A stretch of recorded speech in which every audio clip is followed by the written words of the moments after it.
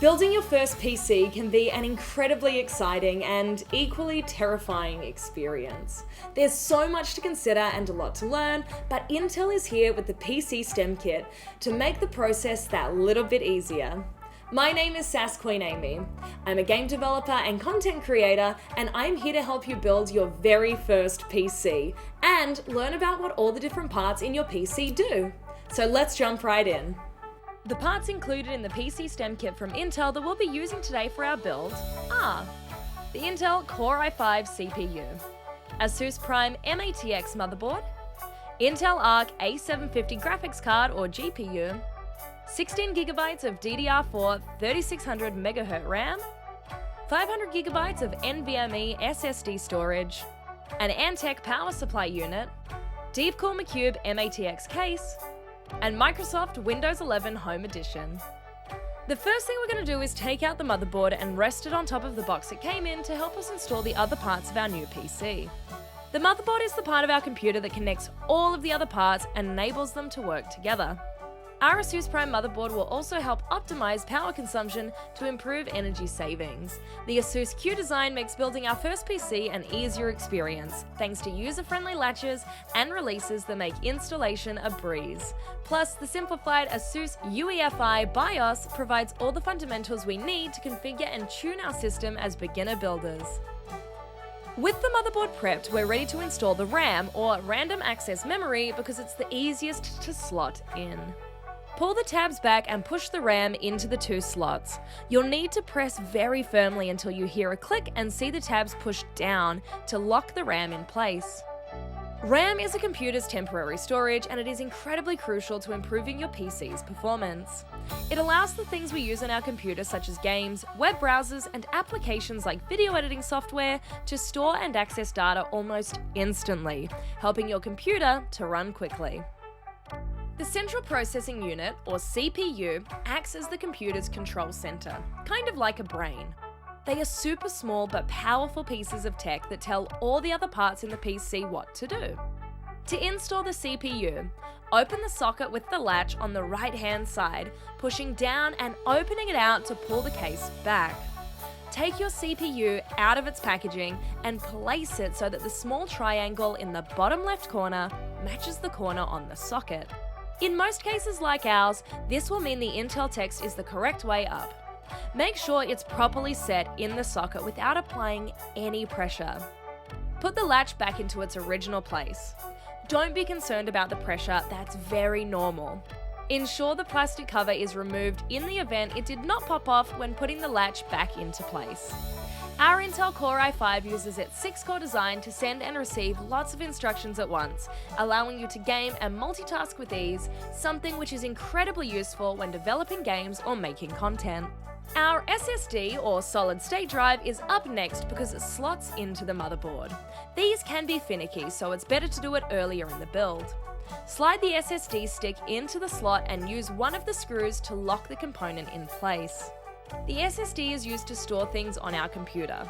They're like a hard drive, but much smaller and much faster. Our SSD is an NVMe or non-volatile memory express SSD, which is one of the fastest and most recent types of storage devices available for your PC. The CPU cooler that came included with our CPU is up next. Take it out of the CPU box, making sure not to touch the grey thermal paste in the middle of the cooler. Line up the cooler over the CPU, keeping the CPU cable on the top side of the cooler, and then place the part on top of the CPU.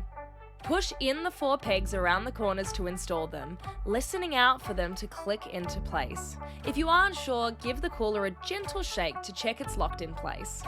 A CPU cooler is exactly what it sounds like. It's a component designed to keep your CPU cool so that it can run smoothly. To prepare your PC case, take the paneling off the front of the PC case using the handle on the glass panel and by loosening the screws on the metal panel. Take the I/O shield out of the motherboard box and place it into the rectangular slot on the back side of the PC case from inside of the case with the flat side facing outwards. Apply pressure on all 4 corners so that it clicks into place. Now, we're ready to get the motherboard set up in our case. Line up the connectors on the left side of the motherboard with the gaps in the I/O shield, trying to hold from the sides and avoid touching the back of the motherboard. Push it into place so that the connectors, like the USB ports, are all fully visible from the side. Find your 6 motherboard screws and use them to lock the motherboard in place using the 6 swirly patterned holes. There are different case sizes to suit all the different types of PC components out there. We are using a micro ATX case or a mini tower, which is why we are using an MATX motherboard. When building your own PC out of DIY parts, make sure that you get an appropriately sized case to match your needs. Now, we plug in the cables that you'll find in the case ready to go. These connect all the ports on the top of your PC case to the motherboard. First is the USB 3 connector. Find the slot on the motherboard in white text that matches and plug it in. Repeat for the audio cable located at the bottom of the motherboard, followed by the small interface cables that connect your power, restart, and LED buttons. The pins for these cables can be found in the bottom right corner of your motherboard. You can use your motherboard manual to find the correct orientation if you need an extra visual reference. Line up your cables with the appropriate pins and plug them in. Next, find the CPU cooler cable and plug it into the CPU fan pins, and then plug the case fan cable into the pins labelled chassis fan. Now that your motherboard is mounted in the case, it's time to add the power supply unit or PSU, which will supply your computer with the power it needs to turn on. Different PCs will have different power usage needs, which are measured in watts. When building your own PC, make sure to calculate the combined total design power, or TDP, of all your PC parts to ensure your PSU has enough watts to support your component power needs. Separate out the cables connected to the power supply so that you have the PCIe cables for the CPU and graphics card, as well as the large connector for the motherboard. We don't need the extra cables, so leave these aside for now. Slide the power supply unit into the bottom of the case and line up the screw holes with the holes on the case. Screw the power supply unit in tightly and plug the power cable in. Now we route cables we need to plug in through our case. The motherboard and graphics card cables we prepared earlier go through the middle cutout, and the CPU cable goes through the top cutout. Line up the motherboard and CPU cables to plug them in. And with the GPU cable on its own now, that means it's time for the graphics card, or GPU.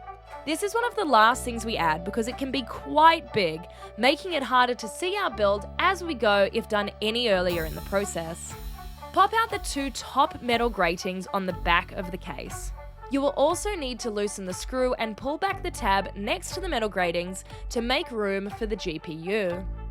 Make sure you remove all plastic coverings from your graphics card. Push back on the tab on the socket for our graphics card, line it up with the metal plating facing towards the back, and push the graphics card into place until you hear it click. Now, screw the graphics card bracket into place to secure it. Plug the PCIe cables into the graphics card. Your graphics card is what makes all the things you see on your screen. They render all the videos and graphics we see when we play games or simply browse online. They are also the muscle that does the heavy lifting when it comes to streaming and editing videos. The Intel Arc A750 features AV1 video encoding, which is what helps prepare videos from one format to another by compressing the files into new ones. This means that our PC will be well equipped for streaming, capturing, and editing footage. The graphics card is our final component, so tuck away any leftover cables which aren't in use and pop the metal and glass panels back onto your case to finish your PC build. With the computer complete, you're ready to plug in your peripherals such as the monitor, mouse, and keyboard so that you can start testing and using your new PC. If we've done everything right, our computer should be ready to turn on. The last thing we have to do is install our Windows operating system. The operating system is your computer's manager that takes care of all the software and hardware you have on your PC. Take out the USB included in your copy of Windows 11 and follow the on-screen instructions to install the operating system. Windows 11 offers us a special mode designed specifically to get the most out of your games and creative endeavors. As a note, this setting should be on by default, but to make sure you are set up for the best experience with your new PC, here's how to turn on the dedicated game mode in Windows 11. Open the settings menu by holding down the Windows key and the I key. Select the menu titled Gaming and select the Game Mode menu. Make sure the switch is set to on. And that's it! To get the best out of your new PC, here are a few other settings you can adjust in Windows 11. Turn off the mouse enhanced pointer precision in the mouse section of the Bluetooth and device settings menu. And check the refresh rate of your monitor matches your screen in the advanced display menu in the system settings.